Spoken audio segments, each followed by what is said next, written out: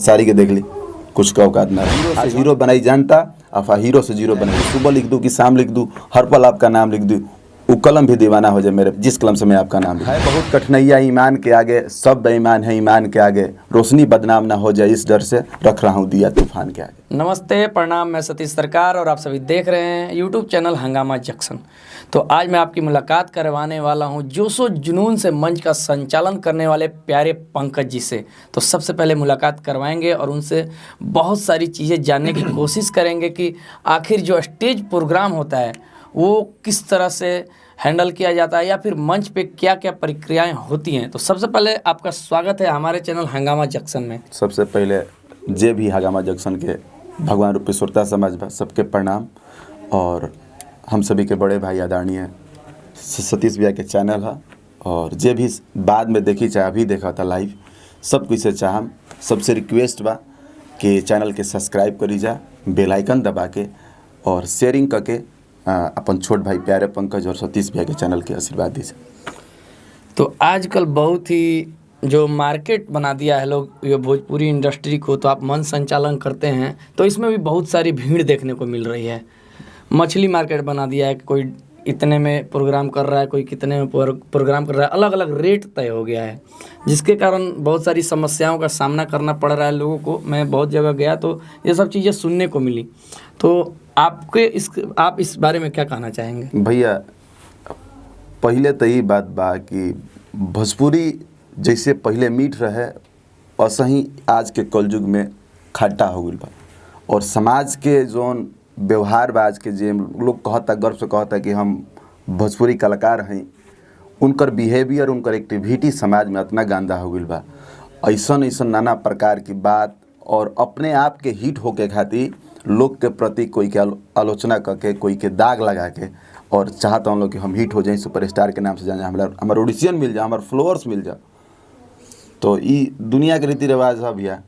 और हम सब कुछ से चाहम कि ये भोजपुरी हमनी के एगो मिट्टी है, हमनी से कुछ न कुछ मिलेला ऐसे सीखे के ऐसा मीठ भाषा। तो जैसे कि आजकल जितना भी विवाद भइल सब भोजपुरी स्टेज प्रोग्राम से ही भइल, तो एज ए मंच संचालन का भूमिका रहेला?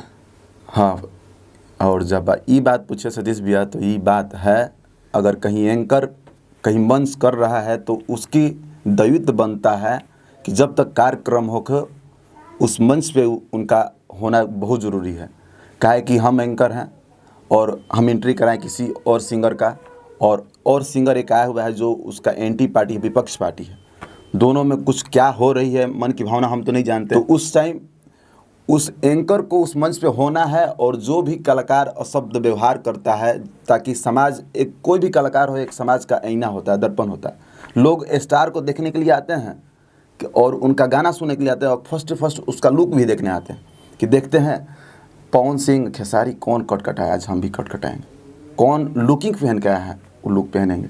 तो जो भाषा यूज करते हैं वो लोग देखते हैं कि जितना भी आजकल स्टेज शो हो रहा है उसमें जो भाषा लोग आजकल यूज कर रहे हैं, क्या वो दर्शकों के लिए अच्छा भाषा है? जो भी श्रोता सुनवैया लोग आते हैं उसमें माता बहनें, क्या आपको लगता है कि आजकल लड़कियां या फिर माता बहनों को देखने लायक प्रोग्राम हो रहा है? नहीं भैया, और ये आप बोले तो दिल तो मतलब एकदम दहल जाता है, और मुझे भी शर्म लगता है, और हम लोग का एकदम अतः प्रयास रहता है और कि जहाँ भी कार्यक्रम करे साफ़ सुथरा करे, ताकि कोई यूट्यूब पे डाले और यूट्यूब पे हमारे भी घर की माँ, बहन, बेटी, फुआ, जो भी रिलेटिव मेरी हो, सब देखे तो कहे कि ना अच्छा कार्यक्रम भइल, बढ़िया भइल, साफ़ सुथरा भइल।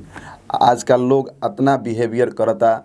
एगो शायरी बा कि है बहुत कठिनाइयाँ ईमान के आगे, सब बेईमान है ईमान के आगे, रोशनी बदनाम ना हो जाए इस डर से रख रहा हूँ दिया तूफान के आगे।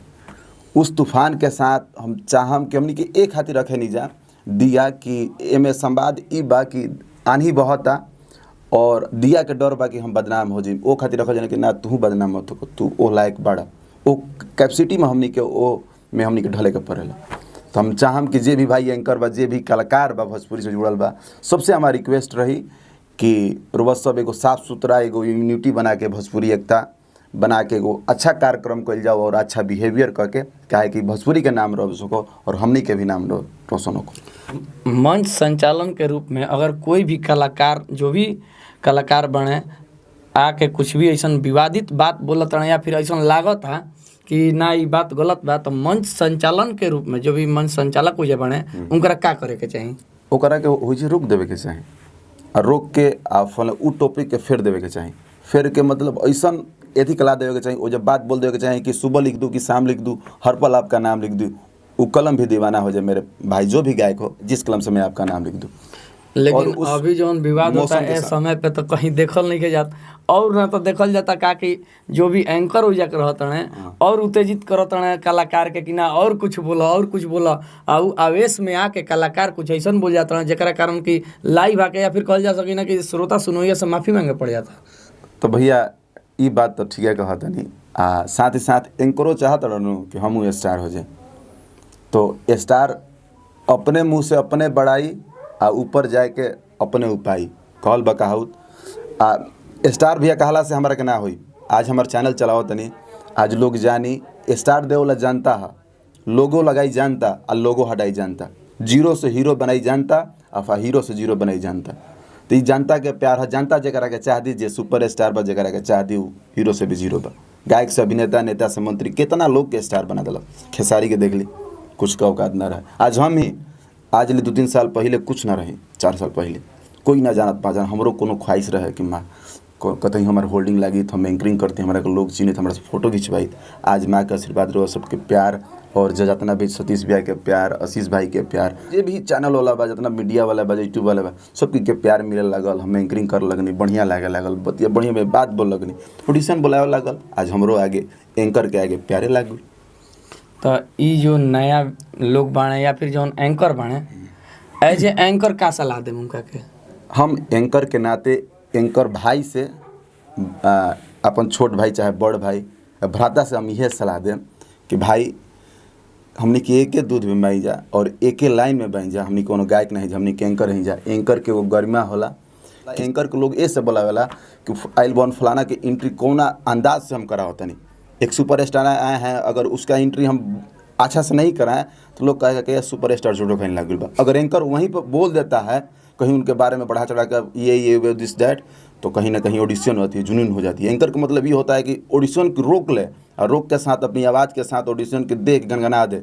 एंकर का मतलब शेर की तरह एकदम जोर से बोलना, एकदम जोशीले आज में बोलना और सबके दिल पे राज करना। तो सब भाई जे भी एंकर बा, सबसे हम चाहम कि भाई ऐसा हमनी के मत होके देवल जाओ, कहे कि समाज में हमनी के लाज लागता, हमनी के बोले में कि एंकर कहे में लाज लागता कि एंकर आज लोग के लड़ा देता, फल कोई के इज्जत नहीं के समझत। तो सब कोई के बेटी बहन, कोई के माई, कोई के भाई, कोई के भतीजा, आ सब कोई छोट से भी बड़ से बढ़ल बा। तो सब कोई से रिक्वेस्ट बा, प्रार्थना बा कि रोवा सब मिलजुल के काम करी जा और यही तरी भोजपुरी के आगे बढ़ाई जाए।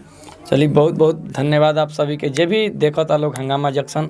तो अभी हमने के मौजूद रही जा आरा शहर में सिद्धार्थ स्टूडियो में, जहीं पे आज प्यारे पंकज जी उपस्थित थे। तो इनसे जो भी बातें हुई आपको कैसी लगी कमेंट सेक्शन में भी जाके ज़रूर बताइएगा, और ऐसे ही हमारे चैनल को प्यार दुलार देते रहिए। बहुत बहुत धन्यवाद सभी का।